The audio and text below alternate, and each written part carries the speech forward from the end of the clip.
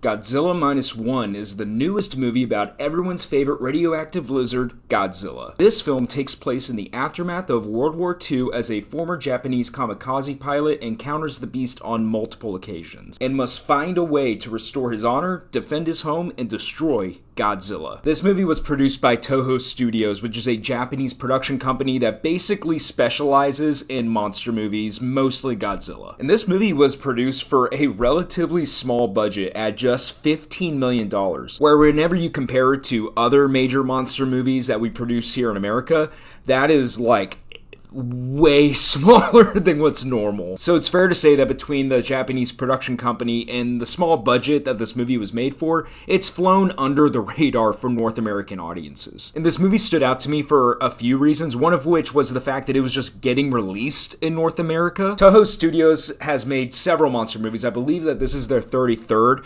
and at least from what I'm aware, it's not normal for them to get a major release here in America. So the fact that this was even in theaters over here kind of tipped me off that maybe it's going to be pretty good. And then also I watched the trailer, and the trailer is magnificent. It looked like absolute monster mayhem. Absolutely gripping. Looked like we were going to get some crazy action, and this movie most certainly did not disappoint. This movie was an absolute ball, you guys. It's so much fun. It's everything that you could hope for out of a Godzilla movie. You see the monster a ton in the movie. He's very prevalent in it, and whenever he shows up, he destroys cities. Like, there is a specific scene where he absolutely annihilates a city, and I was watching this like, how did they make this for just $15 million?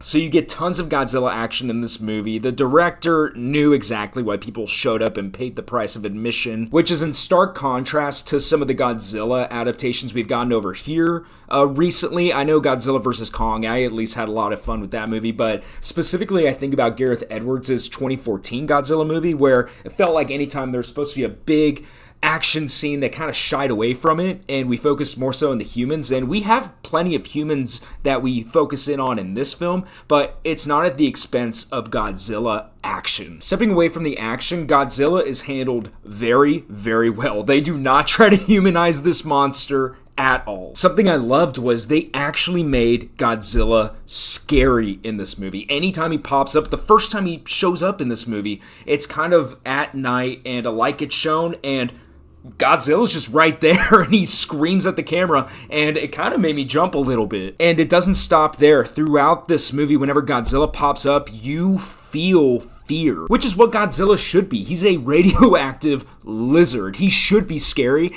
and between the design of the creature and just how they handled him in the movie, they did a great job at making the audience scared of him. Part of what made the creature so scary was the sound design in this movie, which was outstanding. Between his screams and just the force of him moving around, it made your seat shake. You really felt just how big this creature was and what kind of a threat he imposed. And like I said in the plot summary of this movie, the main character is a pilot, so we have a scene here in the movie where he's flying right up next to Godzilla, and I mean, they did it a few times in the same action sequence where he gets right up next to the creature, and each time I was kind of like tensing up a little bit. It's pretty freaky. Like, you get up close and personal with the monster. It feels like you're in the cockpit, which was just really impressive out of this movie. They really found a way to attack the old Godzilla story in a new way, or at least new to me,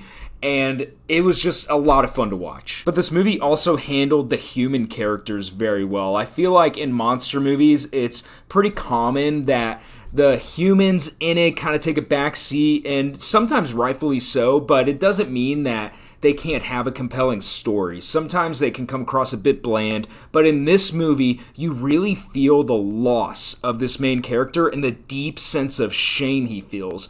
This character has PTSD from World War II, and it's not just a passing thing that he has to deal with. It's something that affects all of his decisions throughout the entirety of the movie. And I found myself just getting more and more invested in him, as well as the little hodgepodge family he made for himself in the years after the war. Now, the performances can tend to be a little bit over the top, a little bit hammy. They're not perfect, but the plot and the way it was written, the themes that they were trying to get across were fantastic. I also loved that they set this movie during World War II. It just provided a different setting for me. It was a different way of telling the story at the end of the day, and it just made it very interesting. It taking place in Japan, obviously, with a Japanese production company. You saw the aftermath of World War II from a different perspective, which I feel like we don't get very often. I mean, our main character is a kamikaze pilot that was too afraid to go through with his mission of literally dying, and he feels so much shame for not doing that.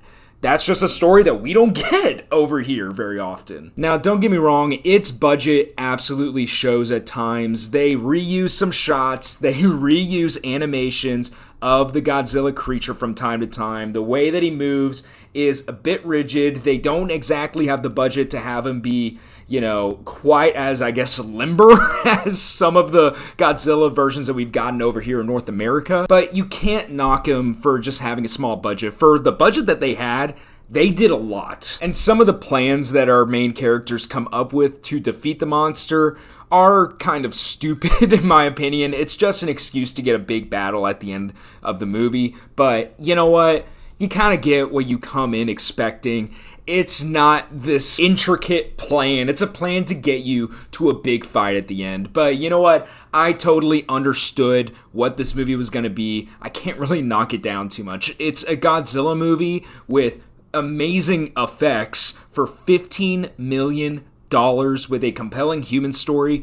This is probably the best Godzilla movie I've ever seen. Granted, I haven't seen many Godzilla movies, and I haven't liked a lot of the ones that have been released over here, so it's a low bar, but hey, it cleared it. If you want Godzilla mayhem, this is your movie. That's all I got on Godzilla Minus One. What did you think of the movie if you saw it? Leave me a comment down below, and if you liked this video, be sure to leave a like and subscribe today. I'll see you guys next time.